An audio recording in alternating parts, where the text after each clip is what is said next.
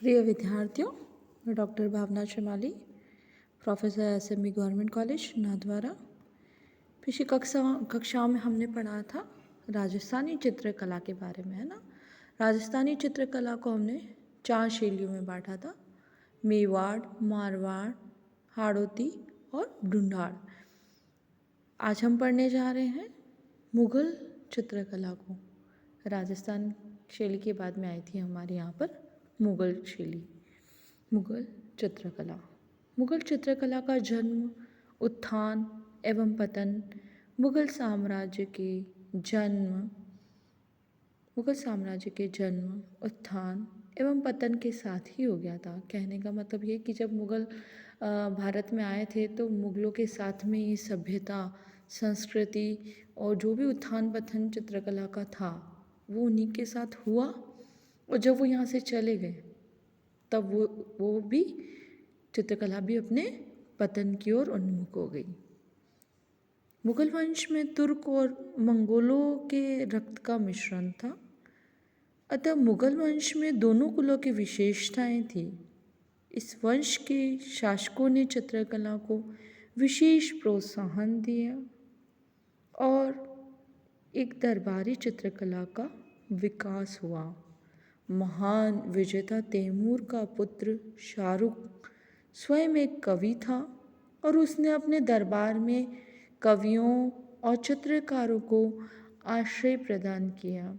इसी वंश में सुल्तान हुसैन मिर्ज़ा हुए, जिनके दरबार में विहरझां जैसे ईरानी शैली के प्रसिद्ध चित्रकार रहते थे। तैमूर की 5वीं पीढ़ी में बाबर ने 1483 ईस्वी में फरगाना में जन्म लिया। बाबर ने अपने पूर्वजों से मिली कला विरासत को धरोहर के रूप में संजोया। बाबर के द्वारा ही भारत में मुग़ल साम्राज्य की नींव पड़ी और इस वंश की मुग़ल संस्कृति की सभ्यता का भारत में सूत्रपात हुआ।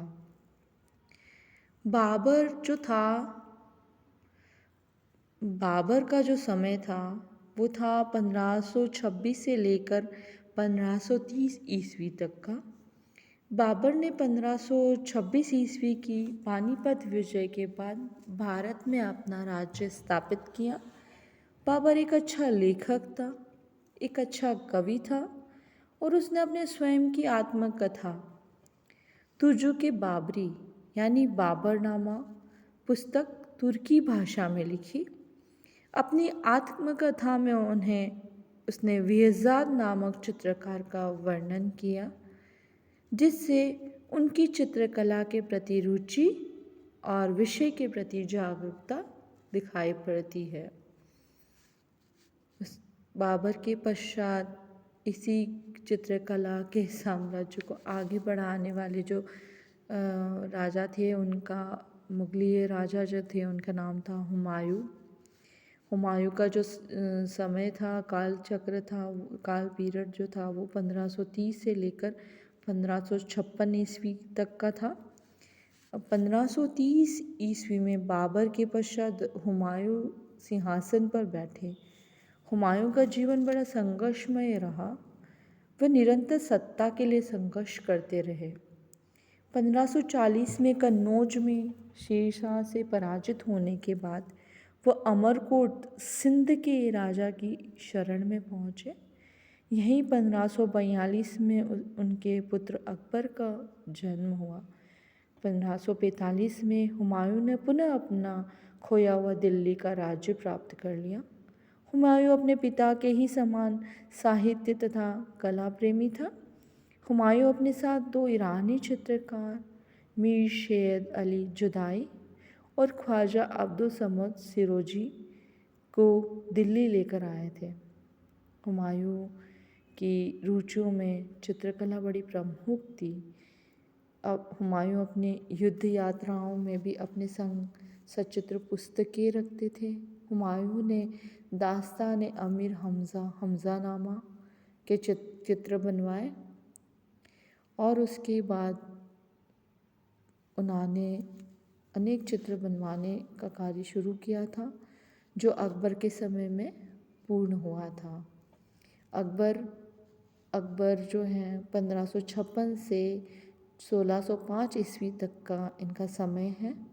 1556 ईस्वी में हुमायूं की मृत्यु के पश्चात सम्राट अकबर सम्राट घोषित किए गए। अकबर सभी धर्मों को समान रूप से आदर करता था। उसने दीन ए इलाही एक नया मत चलाया। स्वयं पढ़ा लिखा न होते हुए भी वह साहित्य व कला का बड़ा प्रेमी था। उसने जीवन में बचपन में ही अकबर ने बहुत संघर्ष किया और उन्होंने वो सभी धर्मों को मानते थे। उन्होंने सर्वधर्म को सम्मान दिया। उन्होंने इवन हिंदू महिला से भी उन्होंने शादी करी। और अब्दुल रहीम खान खाना उनके दरबार में उच्च कोटि के कवि भी थे। प्रसिद्ध संगीतज्ञ तानसेन भी अकबर के दरबार में रत्नों में से एक थे। अकबर ने सुलह कुल की एक नई रीति चलाई थी और धार्मिक करों को हटाकर हिंदुओं को सर्वोच्च पद दिए थे। उन्होंने स्वयं आमेर के राजा बिहारी मल की पुत्री, जैसा कि मैंने बताया आपको, हिंदू थी वो, पुत्री जोधाबाई से उन्होंने विवाह किया और उन्हें धार्मिक स्वतंत्रता भी दी। उन्होंने उनको कभी कभी मुस्लिम धर्म को स्वीकार करने के लिए कभी बाध्य नहीं किया। उन्होंने जोधाबाई को हमेशा अपने धर्म यानी हिंदू धर्म को मानने के लिए हमेशा उनको स्वतंत्रताएं दी। और इवन जोधाबाई ने खुद ने वो कृष्ण भक्ति वाली थी, वो कृष्ण की पूजा करती थी। जैसा कि आपने कभी कितनी बड़ी सीरियल में जोधा अकबर के सीरियल में भी देखा होगा कि वहाँ जोधाबाई जो है वो कृष्ण की सेवा करती हुई हमें दिखाई देती है। और राजा अकबर जो हैं उनको कभी उस पूजा अर्चना में कभी बाध्य नहीं बने। कभी उन्होंने उसको मना नहीं किया कि आप एक मुस्लिम महिलाएं हैं तो आप मुस्लिम धर्म को स्वीकार करें। इवन अकबर जो स्वयं जो थे वो खुद भी उनके जोधाबाई के ससुर पियर में जाके वो मंदिरों में दर्शन किया करते थे। बहुत विरोध होने के बावजूद भी उन्होंने सर्वधर्म यानी हिंदू धर्म को भी उन्होंने बहुत अच्छे से अपनाया। अकबर की बचपन से ही चित्रकला में बड़ी रुचि थी। काबुल में उसने सम्मत से चित्रकारी सीखी थी। उन्होंने सबसे पहले चित्रकारी सीखी। एक ऐसा राजा था जो मुस्लिम राजा थे जिन्होंने अकबर चित्रकारी सीखी। अकबर ने अनेक पुस्तकों को चित्रों से सुसज्जित भी कराया, जिसमें हमजा नामा जो है वो सर्वप्रथम कृति मानी जाती हैं। उनके दरबार में अनेक हिंदू, मुस्लिम, ईरानी मुसव्विर थे। यहाँ मीर सैयद अली, अब्दुल समद, दसवंत, बसावन, तारा, हरवंश, राम, बाल मुकुंद, मिस्कीन, चेला, खेमकरण, सावला, नंद ग्वालियरी तथा गुजराती चित्रकार माधव, केशव व भीम भी थे। इनके समय में तुलसीदास, रामचरितमानस, अब्दुल फजल अकबरीनामा, निज़ामुद्दीन अहमद तबकाने अकबरी, कादिर बयानी, मुनक्कुत तवारिक जैसे लेखक हुए।